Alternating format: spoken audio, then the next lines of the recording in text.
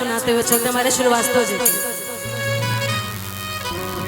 की राह चाली ले तटोगे ला सोनार सैया जी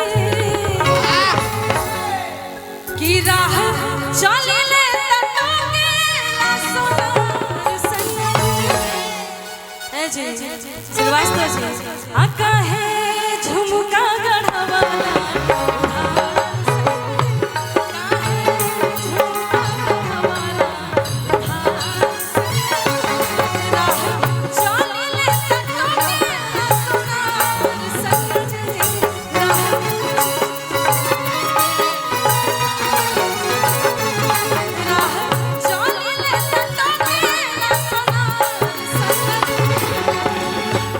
अच्छा जेकर मेहरारू इतना प्यार से बोली और मरद ऐसा पोलियो जैसा मुंह बना के बैठी तो अच्छा लगेला। हाँ थोड़ा सा रौनक होना चाहिए ना, थोड़ा सा मुस्कुराहट होना चाहिए। हाँ सही बात। हमारे श्रीवास्तव जी की तरफ से खास करके और आप लोग का भी हाँ तना ऐसे हो तो कैसे हो ऐसे लगा था जबरी मुस्किया था लोग।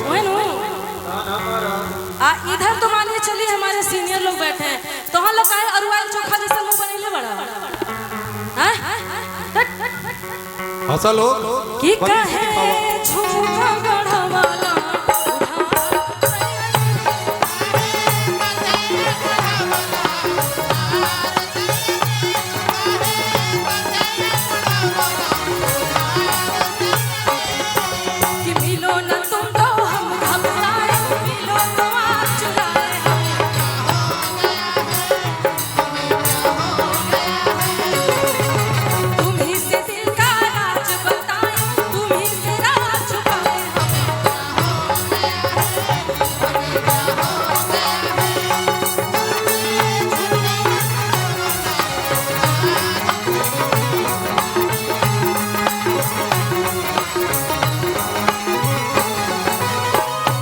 और का कहता सुना भैया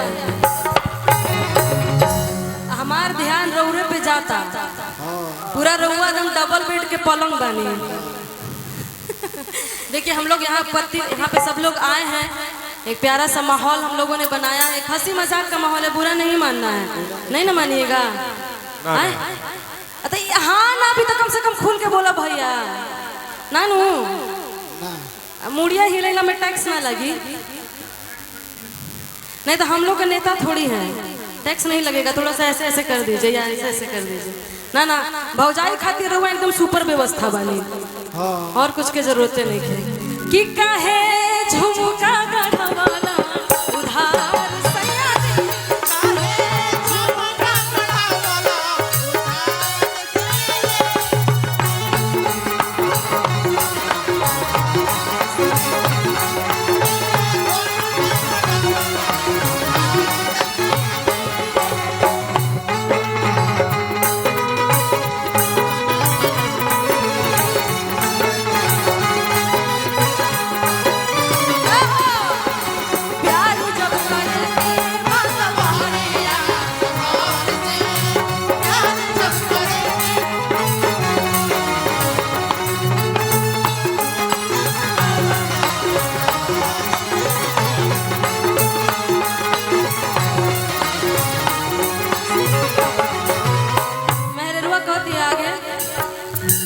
चौली धाके रहिया चाहे चौली धाके गोली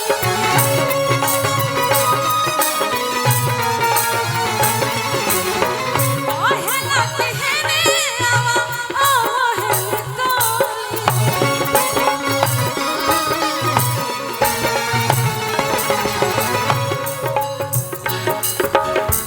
चौली धाके रहिया चाहे चौली धाके गोली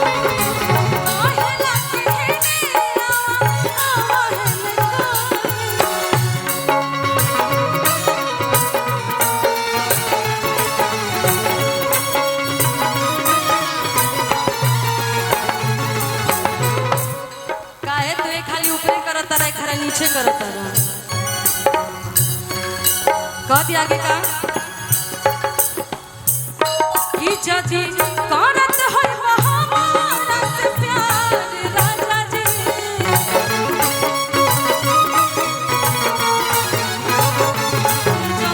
करत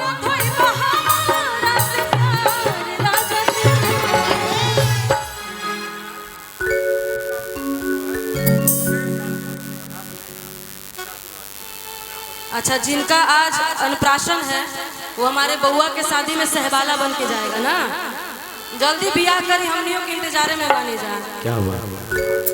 गणेश श्रीवास्तव जी अधिवक्ता, अजय यादव जी, डिम्पल यादव जी, नवीन श्रीवास्तव जी समाज सेवी, सिंटू सिद्धार्थ की शादी में राहुल सिंह जी का बेटा सहबाला बनेगा। ये कामना हम सभी कलाकारों की तरफ से है और ढेर सारा आशीर्वाद भी है। कि जति करत होए बहारत प्यार राजा जी,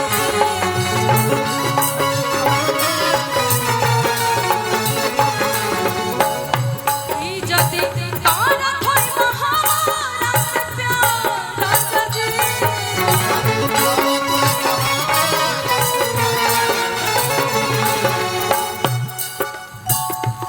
जाके आजुए चुकाला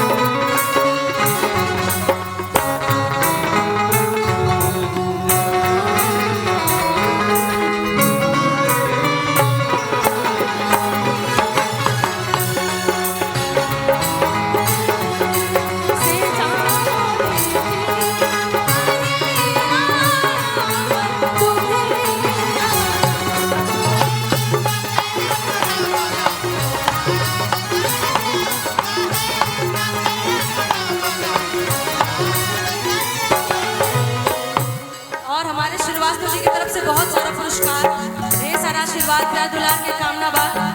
रउआ खातिर एगो गाना बा भैया, बउआ के लिए गाए, तुम्हारे लिए भी गाना गाए। कौन सा गाना पसंद है तुमको? कि मेरे फोटो को सीने से चिपका ले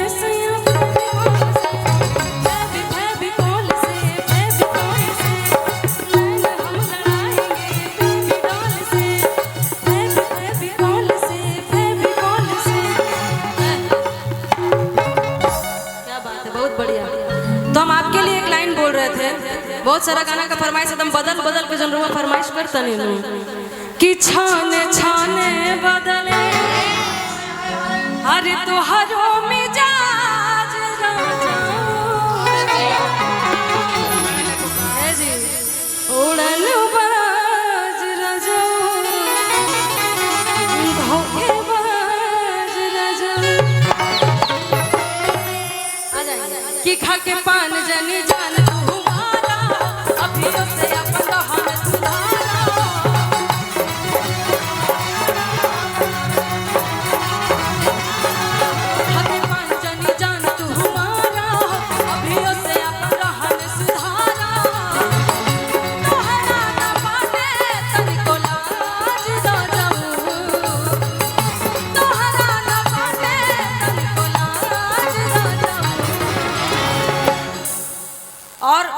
हमारे श्रीवास्तव जी की तरफ से और जितने भी भैया लोग की तरफ से आशीर्वाद आया है, ढेर सारा प्रणाम बा, ढेर सारा आशीर्वाद का दुलार के आगे भी कामना बा, ऐसे ही आशीर्वाद बनाए रखें जी।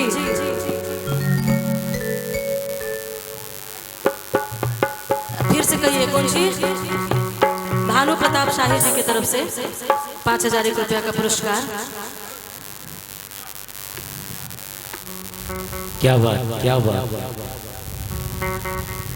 और भानु प्रताप शाही जी की तरफ से बहुत सारा पुरस्कार। और हमारे टुनटुन भी अभी बड़े कॉन्फिडेंशियल आदमी है, ऐसे आशीर्वाद बनाए रखें। और राजा जी अगर पॉसिबल हो तो हमारे भैया भाभी को बुला दीजिए, बउआ को बुला दीजिए, जिसका अन्नप्राशन है, जरा उनको भी देख लिया जाए।